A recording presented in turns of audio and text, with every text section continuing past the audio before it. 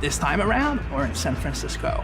For us, San Francisco struck the chord because it meant the very birth. For the setting of Watch Dogs 2, we wanted to have a different vibe. So our San Francisco keeps all the important. There's a different feel, different vibe, a different look to all of the areas of our world. We wanted to kind of represent all these different areas and the different collections of people that live in these areas and what their lifestyles and their personalities are like. So we're you're in that world, and if you stop moving and you look around, you feel the world is alive, right? This is the promise of what an open world game is. So characters shouldn't only react to you, they should react to each other. You know, maybe people start fights. Maybe someone calls the cops on someone else than you. Maybe a dog barks after someone else and chases him down the street. And then if you start doing things, if you start playing in the world, the city should react to what you're doing. It should feel normal. It should surprise you also in how it reacts. We were really interested in the city itself. It's a world that has a lot of, if you're a hacker and you go in Silicon Valley and you have the head on to make money and potentially even manipulate people in society. The spirit of California and the spirit of San Francisco. But we needed somebody who was going to be really worthy of all the cool stuff that we wanted to do in the game. He's a perfect blend between somebody that's tech savvy, that represents a little bit the internet culture, but also has that athletic and rebellious feeling to him. So we had to decide from the beginning what things were. We wanted Marcus, and we're not talking about just a good fighter, but he's got some interesting... This is crazy. We got it.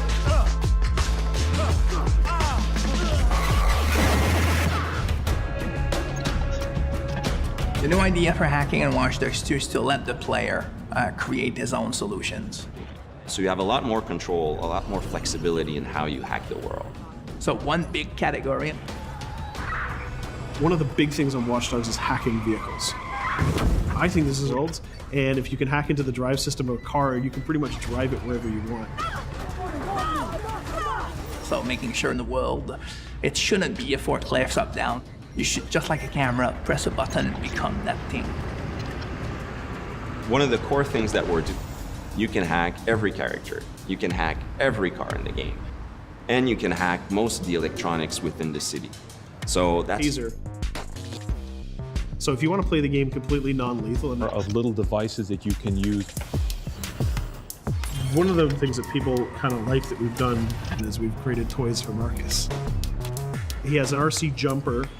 It's got little wheels, and it's even got this little robotic arm that he can sort of deploy, and he can interact with things. He can unplug things and replug them and take out screws. It's a neat little toy. And then the other gadget he's after.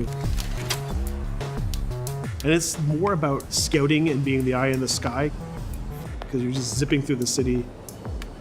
It feels like you're flying. Another branch, which is kind of connected to it. And you can hack them in multiple ways. For example, I could hack one person and distract them, have their phone ringing so they look at their phone to create a distraction. Which is, well, why only hack one if you could hack them all?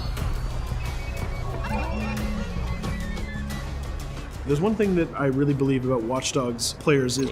So that means you can play a mission full gun blazing, that's the way you like to play, full stealth, or through hacking only, project yourself in computers, take control of electronics, influence people, and try to get to your goal that way.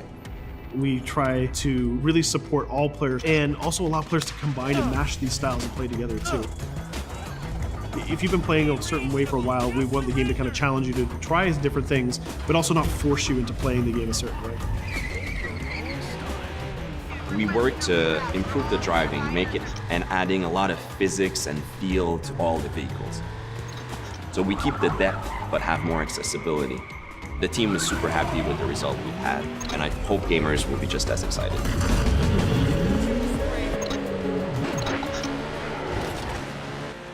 We are very excited. We start doing that in Watch Dogs 1, so we're expanding on that.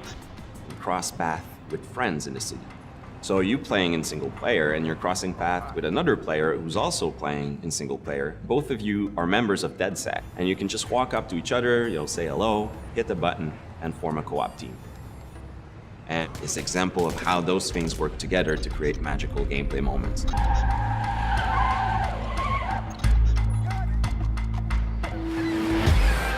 The city of San Francisco and the whole Bay Area is exciting. It's vast. You're going to find a ton of things to do that are unique to you. Basically, create a situation that you start laughing at and you say, wow, this happened, and you want to share it with friends. You don't want to just be like a roller coaster or a theme park ride where I go through all the same beats as everybody else. What you want to be spending your time doing. That can be multiplayer, that can be focusing on stories, that can be just exploring the world. Whichever activity you do to get you closer to the end game. That's kind of the promise we're making to gamers. Or texture maps or vehicles. You just start to Change up. this is it. It exists. You come with a sequel that really does a lot of new things, that has a lot of surprises. It's a great feeling.